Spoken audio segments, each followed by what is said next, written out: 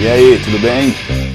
A Panini vai começar a publicar agora em junho uma nova e sensacional coleção, a Saga dos X-Men, que vai cobrir na sequência as histórias dos X-Men a partir da edição 168 de 1983. É o fim da fase do Paul Smith, em seguida vem a fase do John Romita Jr. e vamos ver se chega até a fase do Mark Silvestre, tomara. Mas antes da X-Men 168 tem algumas histórias que a Panini nunca publicou. As primeiras histórias do grupo, com a primeira formação, já estão sendo republicadas todas nas edições definitivas. Depois veio a nova formação, com Wolverine e companhia, e toda essa fase com Chris Claremont, Dave Cockrum e John Byrne também já foi toda republicada nesses encadernados aqui, ó. Foi publicado de trás para frente, mas eu vou mostrar aqui na sequência em que as histórias saíram, né? Primeiro tem a segunda Gênese, com a chegada dos novos X-Men. Aí vem Magneto Triunfa, comecinho da fase do Byrne. A saga da Fênix Negra, um dos pontos altos aí. E Dias de um Futuro Esquecido, o fim da fase do Byrne. Tudo isso, segundo a Panini está dizendo, deve ser republicado nas edições definitivas. E muito do que veio depois, a segunda fase do Cockrum e o começo da fase do Paul Smith saiu nas coleções históricas Marvel dos X-Men. Mas como nessa época a CHM traziam histórias temáticas e não em sequência, algumas histórias nunca foram publicadas pela Panini. Eu vou mostrar para vocês quais são essas histórias e o que acontece nelas. Mas antes da gente começar, curte o vídeo, se inscreve no canal, clica no sininho, pede para ser avisado quando tiver vídeo novo no ar. E ajuda a divulgar esse vídeo, joga naquele grupinho de WhatsApp da galera, compartilha com quem você sabe que vai gostar. Umas semanas atrás, o Leonardo Ravege, o editor-chefe da Panini no Brasil, esteve no canal do Universo HQ conversando com Sidney Guzman e o Samir Naliato. Eu consegui perguntar para ele por que essas histórias ficaram de fora, ali pelo chat. Eu entendo por que isso foi feito, né? Por que essas histórias, por que começou daí. Eu concordo com a decisão da Panini, mas eu queria ouvir dele qual foi a razão. Vamos dar uma olhada na resposta dele. HQ, tudo o que você precisa saber, mandou um superchat aí, obrigado. Ele diz o seguinte: Leonardo, queria que você falasse sobre a saga dos X-Men, as histórias que ficaram de fora, que nunca foram publicadas pela Panini, entre a saída do Byrne e essa fase do Paul Smith. Sobre a saga dos X-Men, então, essa é uma pergunta que fizeram muitas pessoas. Por que não começaste do Byrne? Do outro lado, estão outras pessoas que dizem: que bom que você começa, porque eu já tenho na coleção histórica Marvel basicamente todas as histórias que a saga da... É uma espécie de Alien. É ninhada. Então, essa saga foi toda publicada no 2019 na coleção histórica Marvel. Toda a etapa da Genocide X-Men ao fim do Byrne foi publicada em capa dura. Essa parte foi publicada em coleção histórica Marvel, a parte 5 ou 6 histórias, que eram histórias one shot. Qualquer parte eu começava de cá, tirava fora uns leitores. Então eu precisava um momento com boas histórias e que não deixava fora ninguém. Então essa é a decisão. Então a gente diz, ok, a galera diz, mas então essas histórias perdidas para sempre? Não, está a X-Men edição definitiva, que como resgatou histórias, estavam como 10 histórias ou demais da primeira série dos X-Men, que eram inéditas há muito tempo no Brasil, que foram resgatadas nessa coleção.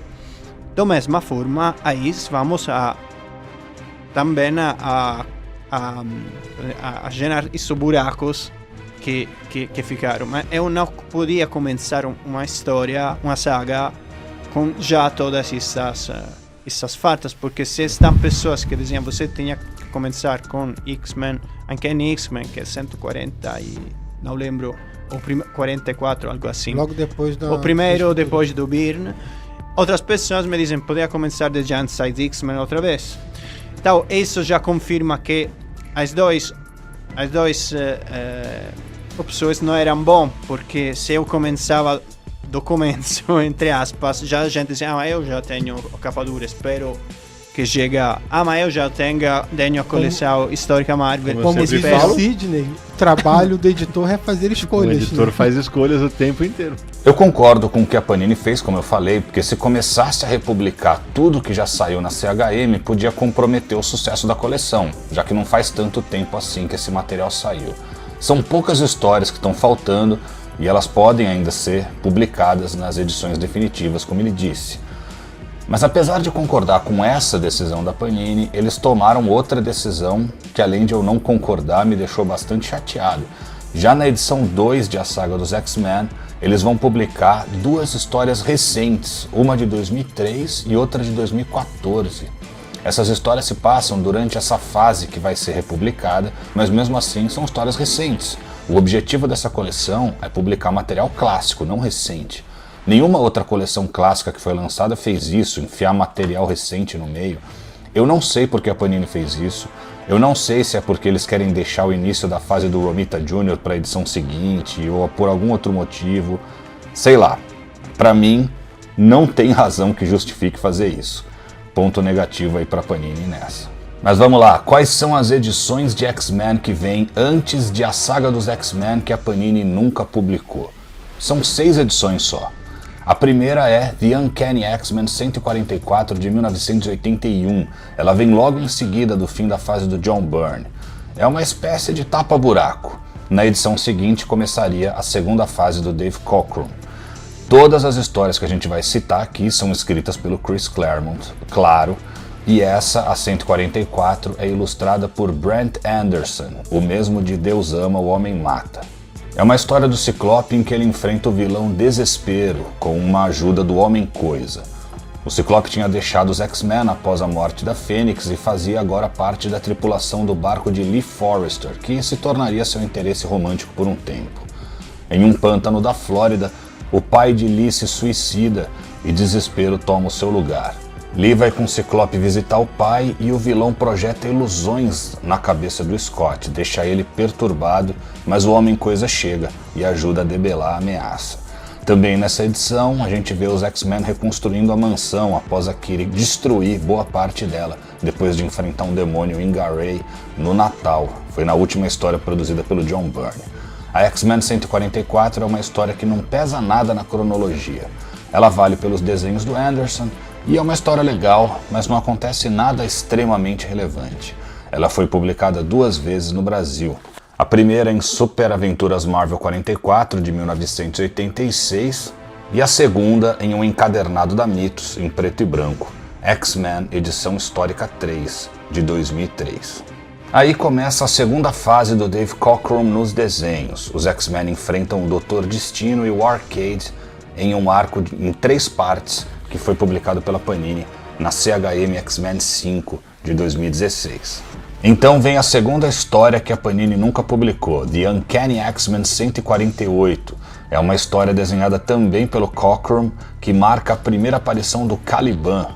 O curioso é que a primeira aparição dos Morlocks, os mutantes que viviam nos esgotos de Nova York, de que Caliban fazia parte, só apareceriam anos depois.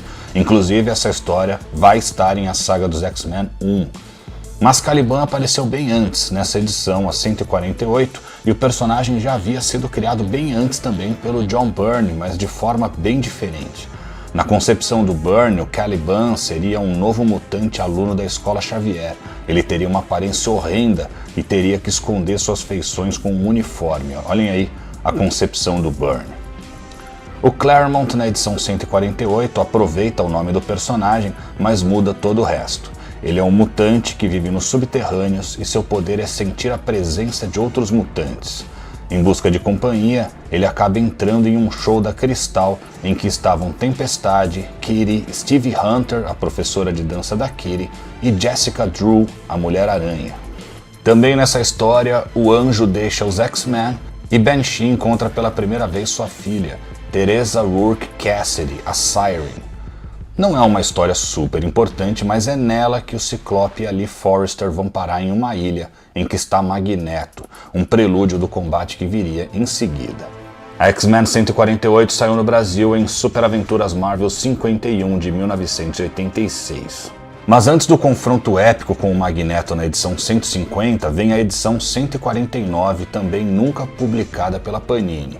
É uma história desenhada pelo Cockrum em que os X-Men reencontram Garrock, a divindade da Terra Selvagem que haviam enfrentado na fase do Burn. O Professor X, desconfiando que o Magneto atacaria de novo em breve, manda os X-Men investigar sua antiga base no vulcão, aquela que foi destruída lá no arco Magneto Triunfa, também do Claremont e do Byrne. O Garrock estava na base abandonada e ataca os X-Men. O conflito termina com o vilão caindo em um poço profundo. Outra história que não é super relevante, mas legal de ter na coleção. Ela só foi publicada no Brasil até agora em Super Aventuras Marvel 52, de 1986. Aí vem o confronto com o Magneto, em que ele afunda o submarino russo Leningrado, isso saiu na CHM X-Men 5 também. Em seguida vem um arco em que a Kitty deixa os X-Men e é sequestrada por Emma Frost. Essas histórias saíram na primeira coleção de CHM dos X-Men, no número 3. Então vem a quarta história dos X-Men nessa fase nunca publicada pela Panini, The Uncanny X-Men 153 de 1982. É uma história desenhada pelo Cockrum em que a Kitty conta uma história de dormir para Illyana, em que os X-Men são transformados em personagens de um conto de fantasia, com príncipes, piratas e dragões.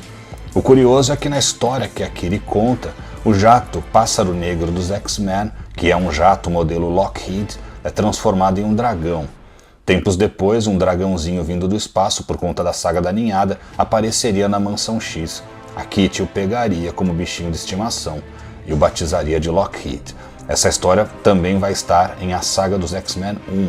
Na história, nessa de X-Men 153, Kitty é uma pirata e o Colossus é o seu imediato.